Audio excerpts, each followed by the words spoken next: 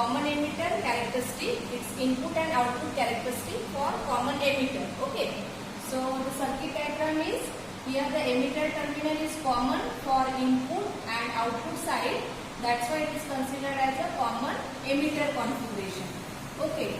And you have to plot the input and output characteristic. For that, for input characteristic, we have to consider the parameter input current IB versus input voltage VBE at constant VCE. That is your output voltage. Okay. So for VCE constant, here we are considering VCE constant equal to 2 volt. We have to increase the value of this input supply, that is VBB supply, and note down the value of VBE and base current flowing through the circuit. Okay. So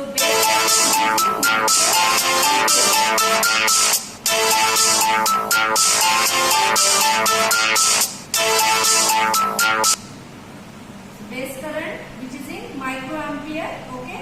So we have to increase the value of input supply and note down the value of this voltmeter having range 0 to 1 volt and IB current which is in microampere. For next time you have to consider VCE equal to 4 volt constant, and again you have to perform the same procedure. You have to increase the value of VBE from 0, 0.1, 0.2 and from 0.5. Transistor will turn on and it will give the current, base current. So maximum voltage limit that we can increase is up to 0.75 volt. Okay, and you have to note down the value of corresponding IB current. Okay, this is all about the input characteristic. Next, for output characteristic, you have to consider the parameter output current versus output voltage IC versus VCE at base current constant. Base current constant. So initially we have to consider IB equal to 40 microampere. Then this is the reverse voltage. So VCE we will increase from 0 to 20 volt. Okay, or 15 volt. 0 to 15 in the step of 2, 4, 6, 8 up to 15 volt, and note down the value of collector current for IB equal to 40 microampere. And second we have to consider IB equal to 60 microampere. For IB equal to 60 microampere, we have to increase the input supply, and IB equal to, for IB equal to 60 microampere, you have to again find out the value of VCE and IC. Okay, increase the output voltage and note down the value of voltmeter, that is your VC voltage, and current, that is your collector current. So we will get the output characteristic. Now we have to plot the input and output characteristic for different values. Okay. So first we will see the input characteristic. This is your input characteristic for VC equal to 2 volt.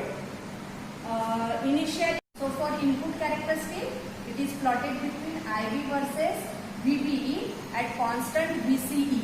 Okay, VC equal to 2 volt constant. We will get this input characteristic.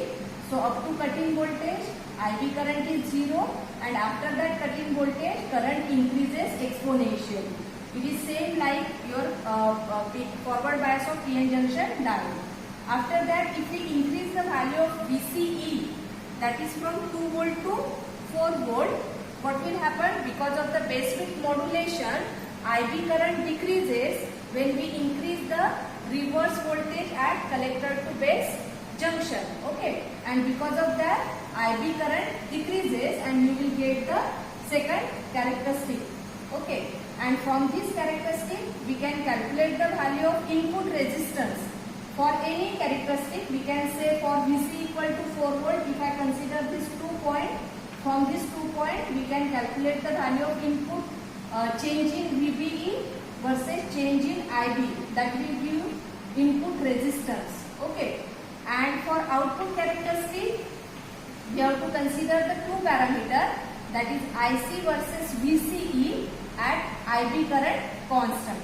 So initially we have to consider IB equal to 40 microampere, that is constant, and when we are goes on increasing the value of VCE, we will start from 0, initially 0.1 and 0.2. Up to 0.2 current increases because your transistor it will work in saturation region, and after that 0.2 volt, if you goes on increasing the value of VCE, that is from 2 volt, 4 volt, 6 volt, it will increases gradually. Okay, there is no sharp changes in the output, it will increase the gradually. So this is the output characteristic for IB1 equal to 40 microampere. Same for if we increase the value of base current, that is from 40 to 60 microampere, we will get this second characteristic, and from this output characteristic we can calculate the value of output resistance. So for dynamic output resistance, you have to consider these 2 points on this curve, which will give change in VCE, and corresponding current is change in IC, that we will consider R out equal to change in VCE by change in IC at constant IB current. Means you have to consider for one characteristic, that is for IB equal to 40 microampere or for IB equal to 60 microampere. So this is your output resistance. And one more parameter that we can calculate from this, that is beta, that is the current gain for common emitter configuration. So beta is what? Output current IC upon input current IB at constant VCE. Okay, for that you have to consider one VCE value. If I say it is for 6 volt VCE, and we have to find out the value of change in IC.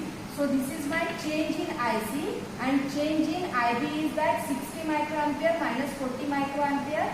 This will give change in IB. So from this characteristic we can calculate the value of current gain beta, which is equal to change in IC by change in IB. The circuit diagram for common emitter characteristic of BJT. So here we are BJT, that is the bipolar junction transistor. Emitter terminal is common, and here base terminal, and here it is the collector terminal. Okay, this is your input side and this is the output side. So input is connected to one section of your regulated power supply, and output, that is the collector to base junction, it is connected to the next section of regulated power supply. To measure the current, we have to connect microammeter, that is from digital multimeter, microammeter, and at the input side we need one 0 to 1 voltmeter, that is 2 volt voltmeter is there, input connection. And for output side we have to consider milliammeter to measure the current, that is of 20 milliampere, and voltmeter, that is from 0 to 20 volt to measure the VCE voltage. So first we have to consider VC equal to 2 volt. Okay, for that we have to change the output supply, that is from 0 to 2 volt. So see here in digital voltmeter you have to consider that voltage, it is equal to 2 volt, 2 volt or 3 volt. So it is 2 volt. And now we have to increase the value of VBE. Okay, and note down the value of IC and VBE voltage. So here we are going to increase the value of VBE, and up to cut-in voltage current is 0, that is IB current, which is in microampere, 0.1, 0.2, again it is 0. After that at 0.4 minute current is there, 3 microampere. Okay, but from 0.5 it will increases rapidly, that is 31 microampere. If you goes on increasing the value of VBE, IB current increases exponentially. So this is the input characteristic for IB equal for VC equal to 2 volt. And same in the same way we can find out the characteristic for VCE equal to 4 volt. Now for output characteristic you have to consider IB current equal to 40 microampere. So it will be you have to increase this from input supply. Okay, so if I consider IB current, it is now 50 microampere we will consider, and now you have to increase the VCE voltage, VCE from output side of your function generator. If you goes on